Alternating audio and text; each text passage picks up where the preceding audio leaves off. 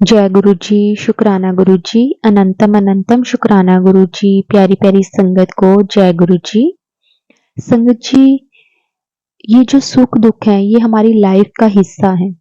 संगत जी, सुख के टाइम हम कभी भी रब को याद नहीं करते, लेकिन जब हमारे पे कोई दुख आता है, कोई परेशानियां आता है, तो संगत जी हम किस तरह से भगवान से हर पल अरदासें करने शुरू कर देते हैं। संगत जी, गुरु जी हमेशा कहते हैं कि सुख वेले भी याद करो ते दुख वेले भी याद करो।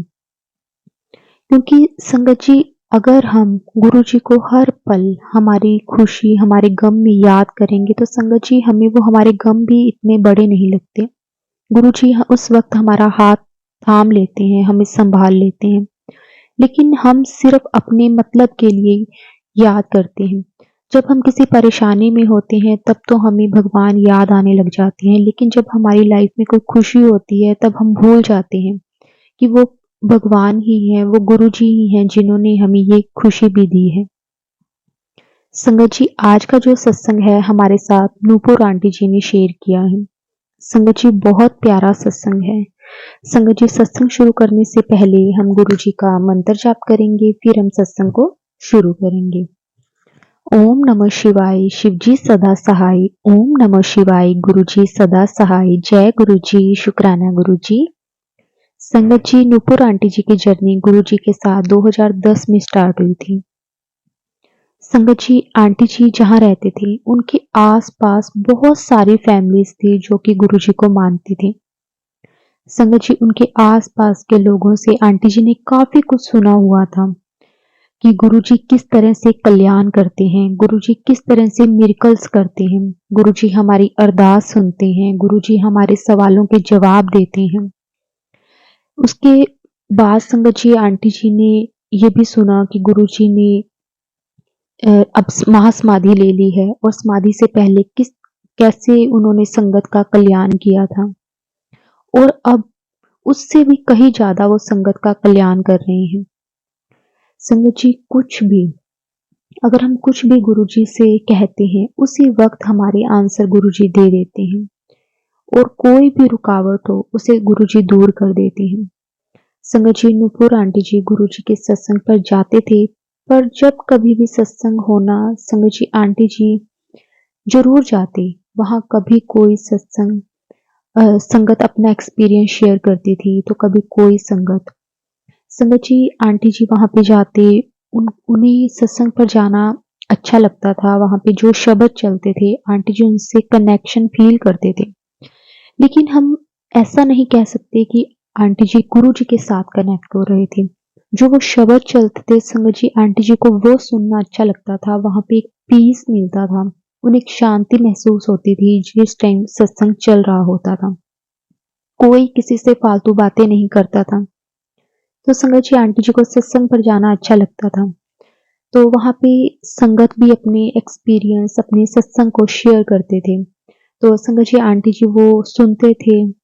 तो जैसे ही आंटी जी सुनते संगत जी वो आंटी जी अपने घर पे आके अपने हस्बैंड अपने बच्चों को उसके साथ भी शेयर करते थे कि आज मैं सत्संग पर गई तो वहां पे संगत ने अपना ये एक्सपीरियंस शेयर किया। तो संगत जी, लेकिन आंटी जी की फैमिली वाले बिल्कुल भी नहीं मानते थे, ना ही आंटी जी के हस्बैंड और ना ही आंटी जी के दोनों बच्चे। आंटी जी वहां जाते थे तो आंटी जी को अच्छा लगता था, तो आंटी जी वही बातें अपने घर पे आके बता देते थे। संगत जी, ऐसे ही आंटी जी सत्संग पर जाते रहे। 4-5 महीने निकल गए और वो जब भी घर पे आते अपने बच्चों अपने हस्बैंड को बताते कि ऐसे ऐसे गुरुजी मिरेकल्स करते हैं। मेरे को अब इतना टाइम हो गया है गुरुजी के सत्संग पर जाते। हर एक संगत जो भी नई भी कनेक्ट हो रही है वो भी दूसरे दिन अपना सत्संग शेयर करने लग जाती है कि मेरे साथ मैं गुरुजी के साथ अभी 1 हफ्ता हुआ है, मैं अभी जुड़ी हूँ, मेरे साथ ये मिरेकल हुआ। लेकिन संगत जी आंटी जी ने कभी भी गुरुजी से कुछ नहीं मांगा। वो सिर्फ सत्संग पर जाते थे, वहां पे उन्हें अच्छा लगता था और वो आ जाते थे। मतलब सत्संग सुन के उन्होंने कभी गुरुजी से किसी भी चीज के लिए कोई मांग नहीं की, कभी कुछ नहीं मांगा। अंकल आंटी जी की फाइनेंशियल कंडीशन भी संगत जी गुरुजी की कृपा से ठीक थी। आंटी जी के बच्चे भी ठीक थे। मतलब आंटी जी को कुछ ऐसी अपनी जरूरत नहीं लगी कि वो गुरुजी से किसी चीज के लिए अरदास करें। तो संगत जी, आंटी जी को लेकिन ये बातें सुनकर थोड़ा-सी हैरानी भी होती थी कि अभी 1 हफ्ता पहले संगत जुड़ी है और वो अपने सत्संग शेयर कर रही है। तो कई बार आंटी जी के मन में ऐसा भी आता था कि कहीं ये अपनी तरफ से तो नहीं बना लेती। फिर संगत जी, आंटी जी के मन में एक एक तरफ से ये भी आता था कि नहीं, गुरुजी कुछ ना कुछ ऐसा ज़रूर करते होंगे जिससे संगत कनेक्ट होती है। संगत जी, लेकिन आंटी जी को 4-5 महीने हो गए थे कंटिन्यू वो सत्संग पर जा रहे थे, लेकिन उन्हें अपने साथ कभी कोई मिरेकल फ़ील नहीं हुआ। उन्हें कभी कुछ ऐसा अलग-सा एहसास नहीं हुआ कि हाँ, मैं जब से जा रही हूँ मेरी लाइफ़ में ये बदलाव आया है। आंटी जी ने ये चीज़ कभी भी महसूस नहीं की।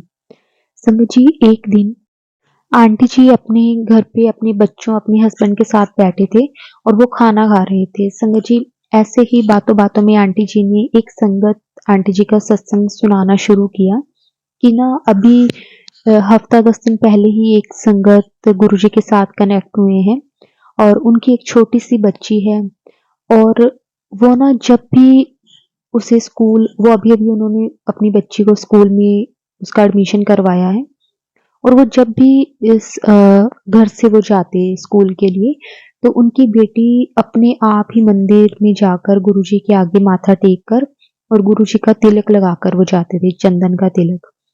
तो संगत जी, उन आंटी जी ने बताया कि उसके बाद एक दिन क्या होता है कि वो अपनी बेटी को स्कूल छोड़कर और आंटी जी ने जॉब के लिए कहीं अप्लाई किया हुआ था, तो वो वहाँ जाते हैं। वहाँ पे इस संगत जी उन्हें ना एक जो उनके कंपनी के ओनर होते हैं, वो देखते हैं कि आंटी जी के सिर माथे पे मतलब गुरुजी का तिलक लगा हुआ था चंदन का।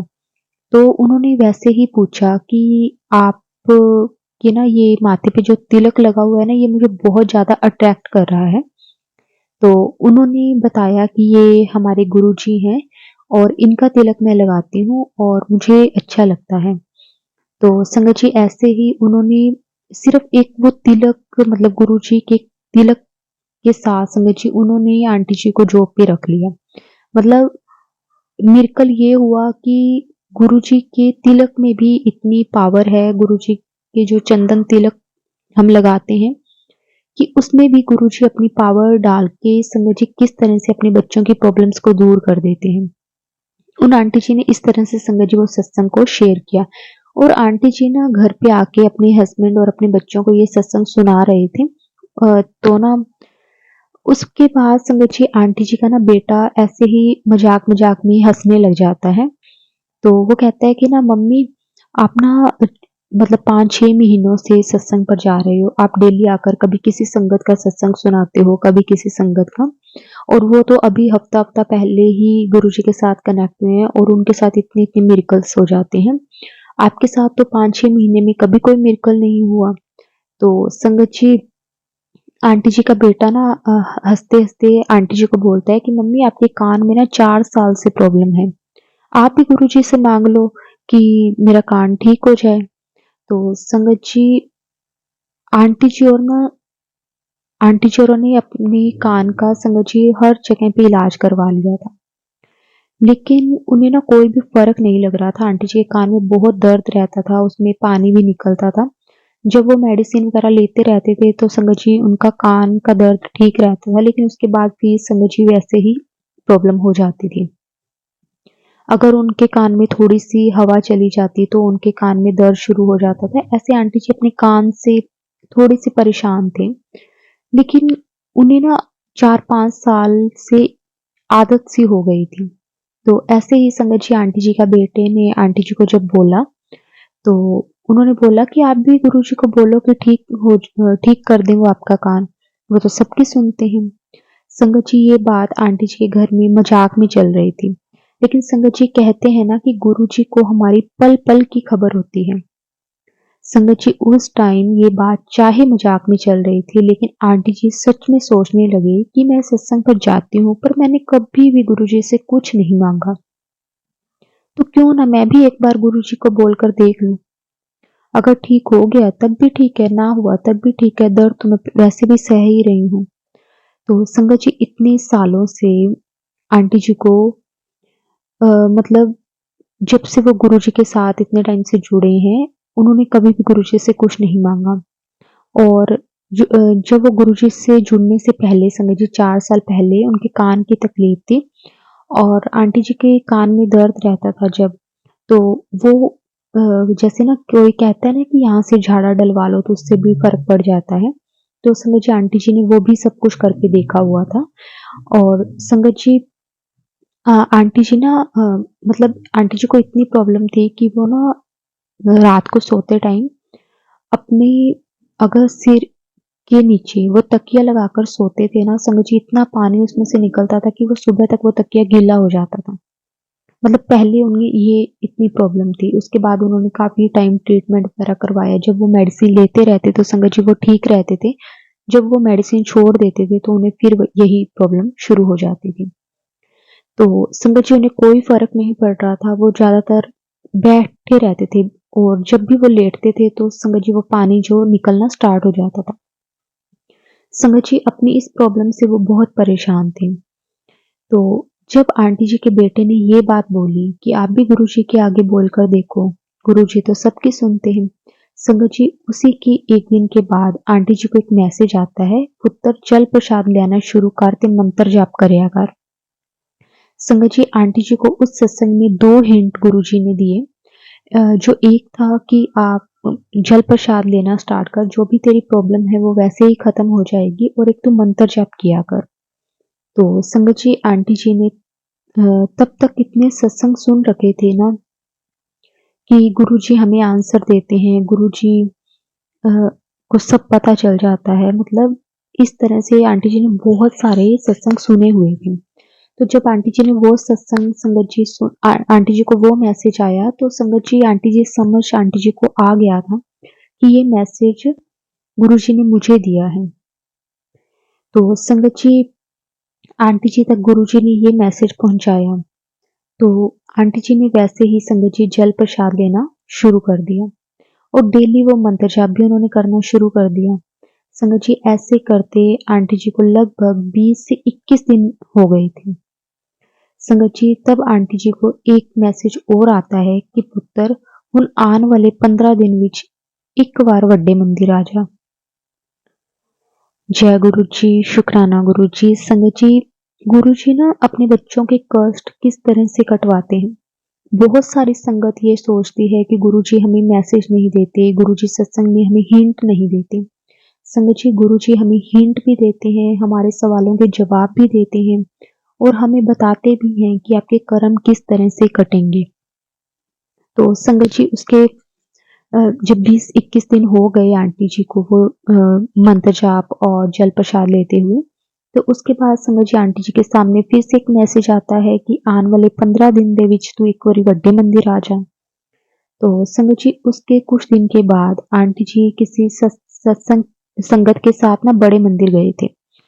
उन्होंने अपने ही किसी पड़ोस में आंटी जी को बोला था कि आप जब भी बड़े मंदिर जाओ तो प्लीज़ आप मुझे भी साथ में लेकर जाना। तो संगत जी गुरु जी की कृपा से आंटी जी किसी संगत जी के साथ कुछ दिन के बाद ही बड़े मंदिर गई। क्योंकि आंटी जी की फैमिली अभी तक भी गुरु जी के साथ संगत जी कनेक्ट नहीं हुई थी। तो आंटी जी वहाँ की किसी संगत के साथ ही मंदिर गए थे और गुरु जी का उन्होंने आशीर्वाद लिया। संगत जी उस दिन संगत जी उस दिन के बाद कभी भी मतलब आंटी जी के कान में कोई प्रॉब्लम नहीं हुई। आंटी जी ने ना जब से गुरु जी का जल प्रसाद लेना शुरू किया था संगत जी आंटी जी ने अपनी मेडिसिन वगैरह भी कम कर दी थी। जब उन्हें ज़्यादा प्रॉब्लम होती उस दिन वो मेडिसिन लेते, अदरवाइज़ वो यही ट्राई करते थे कि वो देखना चाहते थे कि उन्हें कुछ फ़र्क महसूस हो भी रहा है या नहीं। तो संगत जी उसके बाद 20-21 दिन जैसे हो गए और उसके बाद जब गुरुजी का ये मैसेज आया बड़े मंदिर आने का, तो आंटी जी 2-3 दिन के बाद किसी अपनी ही पास वाली संगत के साथ बड़े मंदिर जाते हैं और संगत जी बड़े मंदिर जाने के बाद 1-2 दिन के बाद आंटी जी ये चीज़ महसूस करने लग जाते हैं कि पहले जब आंटी जी लेटते थे, तो उनके कान से चाहे थोड़ा-थोड़ा पानी आता था लेकिन आता था। काफ़ी फ़र्क था, मेडिसिन वगैरह भी आंटी जी लेते थे, जल प्रसाद भी आंटी जी ने लेना शुरू किया था, लेकिन फिर भी वो आता था। लेकिन 2-3 दिन के बाद संगत जी वो ना आना बिल्कुल बंद हो गया। मतलब आंटी जी को ना अंदर से भी ये चीज़ें महसूस होने लगी कि अब उनके कान में उन्हें पानी फ़ील भी नहीं होता। तो संगत जी, आंटी जी ने इतनी दूर-दूर जाकर इलाज करवाया था ना, लेकिन कभी कोई फ़र्क नहीं पड़ा। लेकिन संगत जी, गुरुजी की एक कृपा से सब कुछ ठीक हो गया। संगत जी, उसके बाद आज तक भी आंटी जी को कभी कोई प्रॉब्लम नहीं हुई। उनके कान में कभी कोई दिक्कत नहीं आई। उसके बाद संगत जी, आंटी जी पूरी तरह से गुरुजी के साथ कनेक्ट हो गए। क्योंकि संगत जी, हम हमारे पे ना अगर कोई प्रॉब्लम आती है, कोई दुःख आता है, तो जब वो ठीक होता है ना, हमें कनेक्शन उस वक़्त महसूस होता है। उससे पहले चाहे हमारी लाइफ में सब कुछ स्मूथ चल रहा हो, सब कुछ सही चल रहा हो, लेकिन हमें इन चीज़ों के बारे में समझ में नहीं आती, हम ये चीज़ें महसूस नहीं कर पाते। लेकिन जब हमारी कोई बड़ी से बड़ी प्रॉब्लम सॉल्व हो जाती है ना, तब हमें ये कनेक्शन फ़ील होने लग जाता है। तो संगत जी, अ, उसके बाद आंटी जी को हमेशा यही रहता था कि अब गुरुजी उनके परिवार को भी अपने साथ जोड़ लें। और संगत जी, जैसे कि आंटी जी के बेटे ने सिर्फ़ एक मज़ाक में ये बात बोली थी, लेकिन गुरुजी ने जब आंटी जी की ये प्रॉब्लम सॉल्व कर दी, तो आंटी जी के बेटे को भी एक ऐसा कनेक्शन सा फ़ील हुआ कि हाँ, गुरुजी सुनते हैं। लेकिन वो कनेक्शन उसका फिर भी नहीं बना, लेकिन वो इस चीज़ को महसूस कर पा रहा था कि हाँ, गुरुजी सुनते तो हैं। तो संगत जी, उसके बाद आंटी जी ने बहुत कोशिश की, लेकिन संगत जी कहते हैं ना कि गुरुजी की जब कृपा गुरुजी ने करनी है, तभी कोई उनके साथ कनेक्ट हो सकता है। गुरुजी ने जब जोड़ना है, तो गुरुजी ने रास्ते भी अपने आप ही बना लेने हैं। संगत जी, उसके बाद 3-4 साल निकल गए, लेकिन आंटी जी गुरुजी के साथ जुड़े हुए थे, लेकिन आंटी जी की फैमिली में कोई भी गुरुजी के साथ कनेक्ट नहीं था। लेकिन उनकी फैमिली वाले आंटी जी को किसी भी चीज़ के लिए रोकते भी नहीं थे। लेकिन संगत जी, हम ये भी नहीं कह सकते कि वो गुरुजी के साथ कनेक्ट थे। मतलब वो खुद अंकल जी और आंटी जी के दोनों बच्चे, वो गुरुजी के साथ कनेक्ट नहीं थे, लेकिन आंटी जी अगर सत्संग पर जाना चाहें या फिर बड़े मंदिर जाना चाहें, तो उनकी फैमिली वाले कभी भी उनको रोकते नहीं थे। फिर संगत जी, 2016 में आंटी जी के बड़े बेटे ने कहीं जॉब के लिए अप्लाई किया हुआ था। तो संगत जी, वहाँ क्या होता है कि वहाँ पे ना सिर्फ एक सीट थी, लेकिन जो कैंडिडेट थे संगत जी, वो 3 थे। और आंटी जी के बेटे को ये था कि उन तीनों कैंडिडेट्स में एक लड़का है जिसका सिलेक्शन होने के बहुत ज़्यादा चांसेस हैं। क्योंकि उनकी जो अप्रोच है संगत जी, वो बहुत बड़ी थी। अ, उनके फादर काफ़ी अच्छी पोस्ट पर कुछ थे, जिससे ना उनकी अप्रोच बहुत बड़ी थी। तो उनके बेटे को यही लग रहा था कि सिलेक्शन तो उसी का ही होगा, और उसे 100% यही था कि उसका ही सिलेक्शन होगा। लेकिन जब वो आंटी जी से वो आंटी जी का बेटा बात करता है, तो आंटी जी बोलते हैं कि वो आंटी जी को कहने लग जाते हैं कि तू इंटरव्यू देकर आ। उसकी अप्रोच कितनी भी बड़ी हो, लेकिन हमारी अप्रोच उनसे भी बड़ी है। वो गुरुजी के लिए बोलते हैं कि गुरुजी अगर हमारे साथ हैं, तो हमें किसी दूसरे की अप्रोच की ज़रूरत ही नहीं है। तो सब कुछ गुरुजी पर छोड़कर जा, और गुरुजी को साथ लेकर जा, तू कोई चिंता मत कर। और संगत जी, आंटी जी ने बेटे को कहा कि आप गुरुजी को बोलो, और अगर आपको यही लगता है कि हाँ, उसका सिलेक्शन होगा, तो एक बार इंटरव्यू देने में भी क्या चला जाएगा? आप एक बार इंटरव्यू देकर आओ, जो होगा, अगर आपका सिलेक्शन होगा, वो भी गुरुजी की मर्ज़ी से होगा, अगर नहीं होगा, वो उसमें भी गुरुजी की ही मर्ज़ी होगी। शायद गुरुजी ने फिर आपके लिए कुछ और बड़ा सोचा होगा। तो संगत जी, आंटी जी का जो बेटा है, वो इंटरव्यू के लिए चला गया। तो संगत जी, आंटी जी गुरुजी को कहने लगी कि गुरुजी, अब आप देख लेना, क्योंकि वो अब सब आप पर ही छोड़कर गया है। संगत जी, फिर आंटी जी ना गुरुजी को बोलते हैं कि लोकां दे सहारे बड़े होणगे, मेरा तां सहारा एक तू।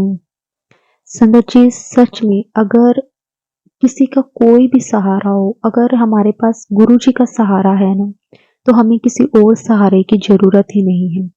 गुरुजी कि अगर हमारे पास ब्लेसिंग्स है ना, गुरु जी का आशीर्वाद हम पर है ना, तो संगत जी हमें किसकी क्या जरूरत है।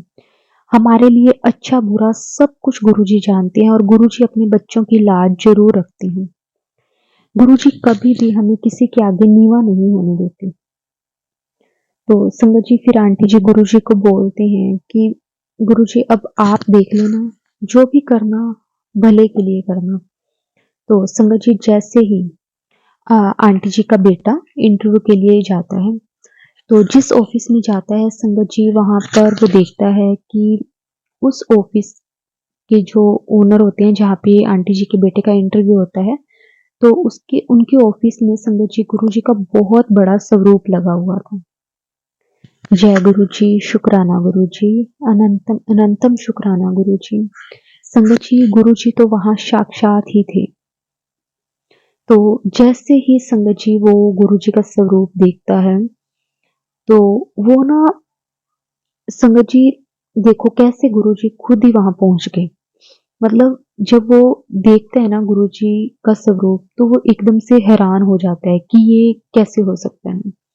संगत जी उस इंटरव्यू में उसके बाद ना एक फाइल थी जिसकी जरूरत थी, जो कि आंटी जी के बेटे के पास थी, लेकिन जो वो लड़का था ना उसके पास नहीं थी। मतलब उनके कुछ कोई पेपर्स थे जिसका उस उन इंटरव्यू में होना बहुत जरूरी था। तो संगत जी उसके बाद वो ना पूछते हैं कि वहां पे कि आपके पास ये वाले पेपर हैं, तो आंटी जी का बेटा बोलता है कि हाँ मेरे पास है। लेकिन जो दूसरा कैंडिडेट जिसके लिए आंटी जी का बेटा बोल रहा था कि इसकी अप्रोच काफी बड़ी है, तो उसके पास संगत जी वो पेपर नहीं थे।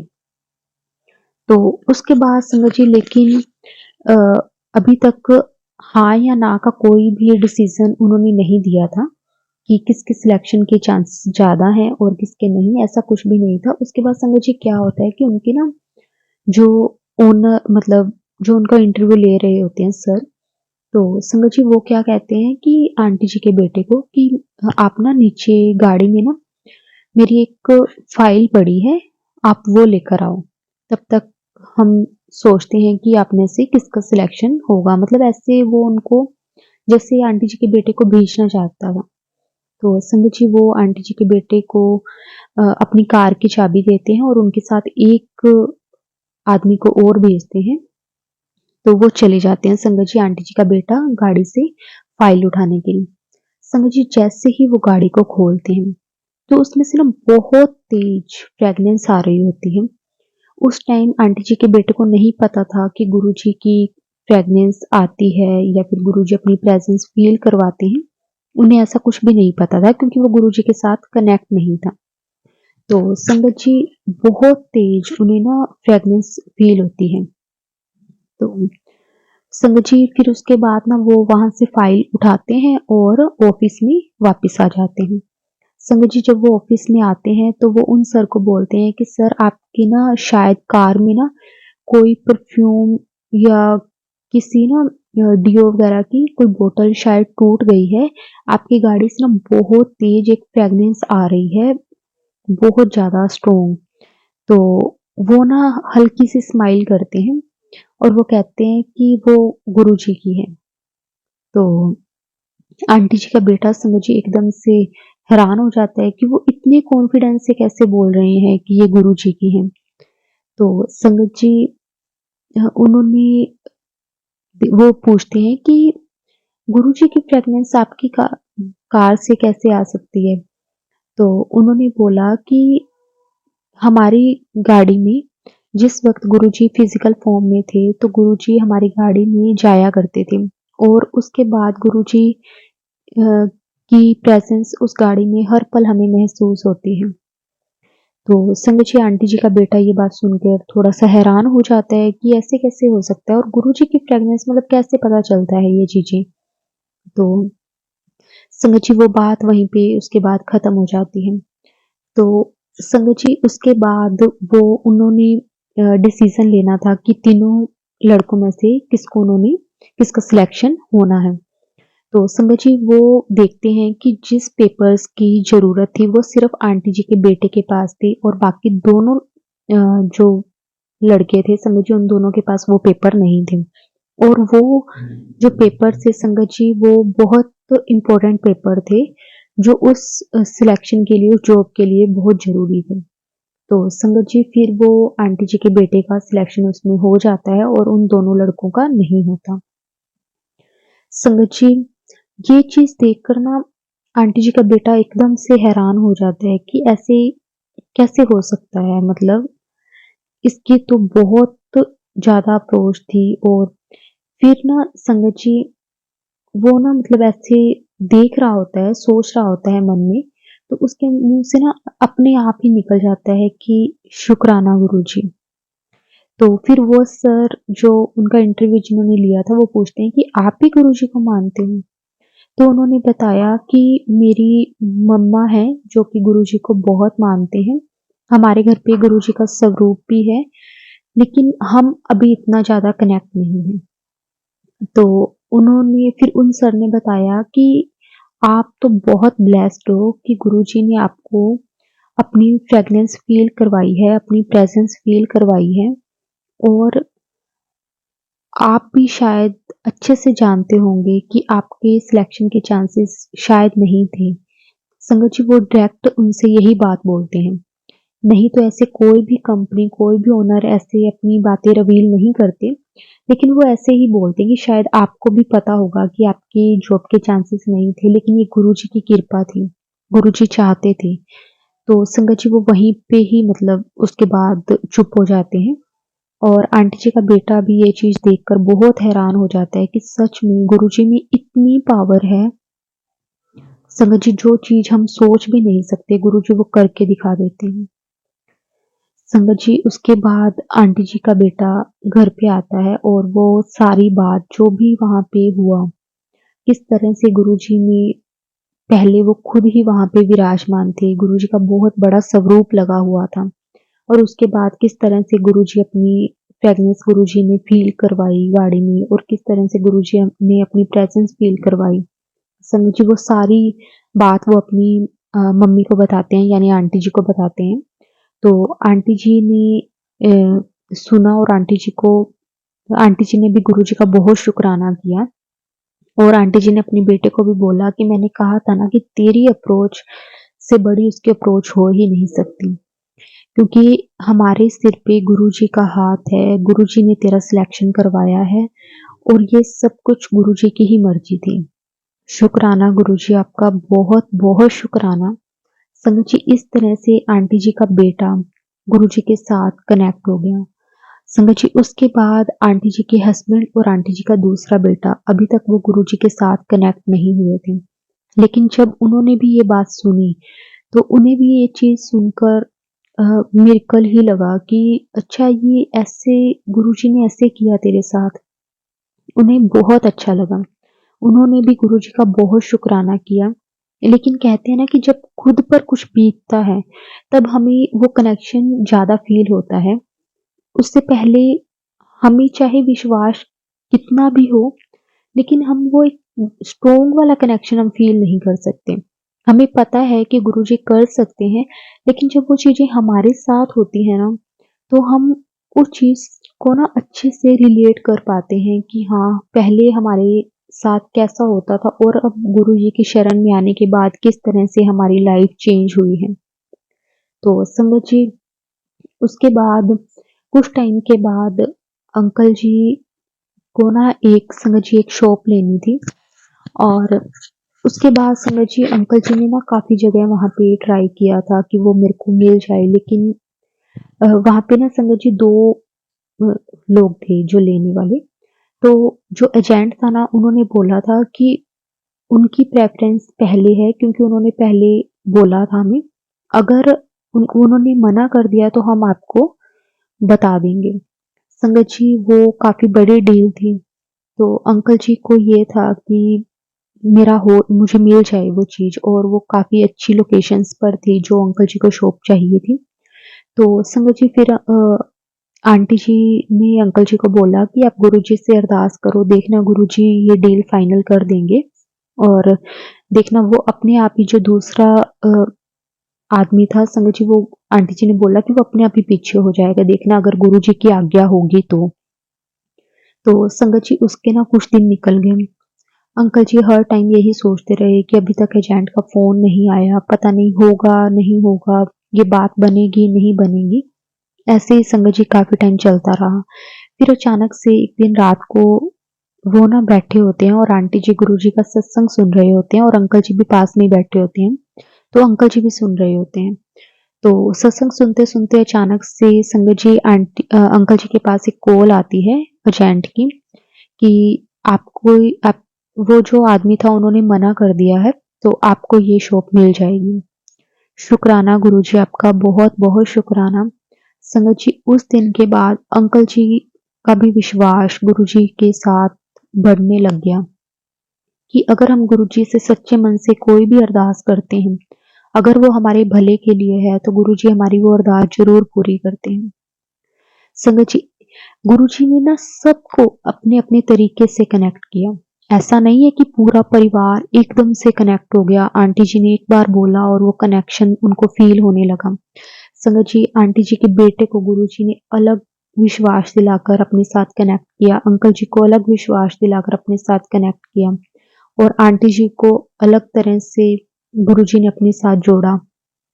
संगत जी सबका अपना अपना टाइम होता है कि किसको गुरुजी ने कब कैसे अपने साथ जोड़ना है और किसको कब ब्लेस करना है, कब किसको क्या देना है। संगत जी ये सब टाइम गुरुजी खुद डिसाइड करते हैं, हमारे हाथ में कुछ भी नहीं होता।